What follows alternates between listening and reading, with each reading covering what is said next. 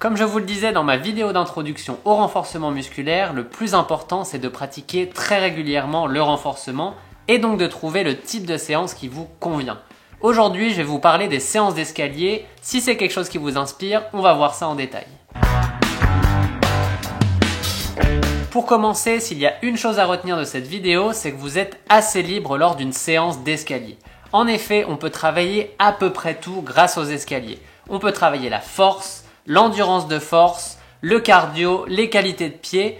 Et en fonction de ce que vous voulez travailler en priorité, vous pouvez adapter la séance. Vous pouvez ajuster les récup ou faire plus d'un type d'exercice ou d'un autre. Bref, c'est assez libre. Et si vous n'avez aucune idée de ce que vous voulez cibler en particulier, faites simplement un mix de tous les exercices que je vais vous montrer. Ils sont dans tous les cas tous très efficaces pour progresser en course à pied. Et rassurez-vous, je ne vais pas simplement vous parler depuis ma chaise pour vous présenter cette séance. J'ai fait ma séance la semaine dernière et j'ai pris des images de tous les exercices que je vais vous commenter et vous analyser tout de suite. Attention, la démonstration vaut ce qu'elle vaut, je ne suis clairement pas un préparateur physique qui fait ces exercices très régulièrement et les maîtrise donc à la perfection.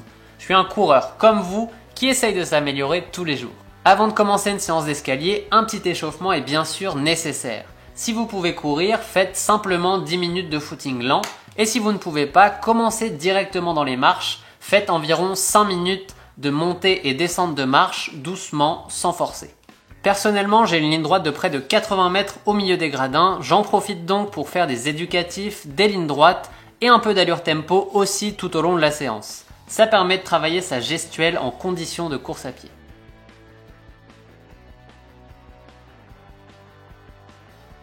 Ensuite, une fois que c'est fait, il vous suffit d'utiliser les 6 exercices que je vais vous montrer tout de suite. Premier exercice, les montées de marche en fréquence, une marche par une marche. Le but est d'être le plus dynamique possible, d'avoir des appuis au sol qui soient très courts, très fréquents.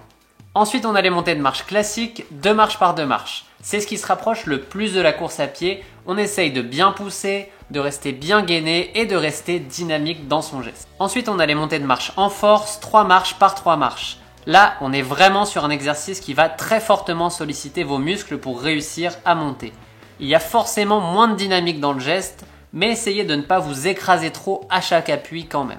Quatrième exercice, les montées de marche en saut à pieds joints, 2 marches par 2 marches. Sans s'arrêter, en restant dynamique pour essayer de profiter de l'effet de rebond au sol. Cinquième exercice, les montées en saut à pieds joints, 3 marches par 3 marches. Encore un exercice visant clairement la force. Il y a un moment d'arrêt à chaque saut pour aller chercher le plus de force explosive possible. Sixième exercice, les montées à cloche-pied, une marche par une marche. Ici, comme pour le premier exercice, on essaye d'être le plus dynamique possible sur l'appui. Vous allez voir que vos mollets vont être très sollicités par celui-là et votre coordination aussi. Et enfin, en bonus, un exercice de coordination et de travail d'appui.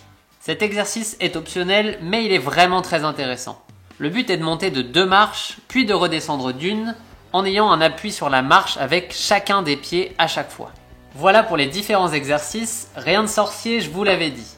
Lors de votre séance, vous pouvez enchaîner les exercices ou encore répéter plusieurs fois le même et prendre une récupération après ça. Encore une fois, selon l'objectif de votre séance, accentuez les exercices qui travaillent la force, comme le 3 et le 5, ou ceux qui travaillent plus la rapidité des appuis, comme le 1, le 6 et éventuellement le 7. L'exercice numéro 2 avec les montées de marche 2 par 2 étant le plus classique et celui que j'utilise le plus car c'est celui qui se rapproche le plus de la dynamique de la course à pied. C'est aussi celui qui est le plus facile à enchaîner si on veut se faire par exemple une séquence de 5 minutes axée sur le cardio. Bref, dans tous les cas, il n'y a pas de bon ou de mauvais exercices, ils vous feront tous progresser de toute manière. Pour ce qui concerne la durée de la séance, ne faites pas une séance trop longue, 30 à 40 minutes de séance hors échauffement est déjà largement suffisant.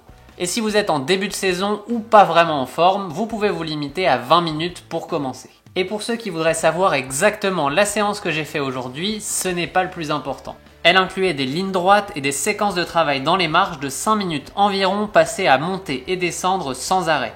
Je vous l'ai dit, c'est assez libre, vous pouvez faire des séries longues pour travailler l'endurance de force et le cardio par exemple.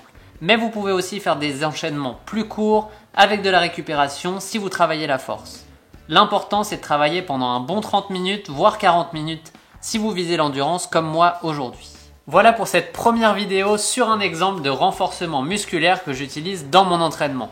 Dites-moi ce que vous avez pensé du format. Si vous avez des remarques ou des questions, mettez-les en commentaire et je reviendrai avec une prochaine vidéo sur le renforcement dans les prochaines semaines.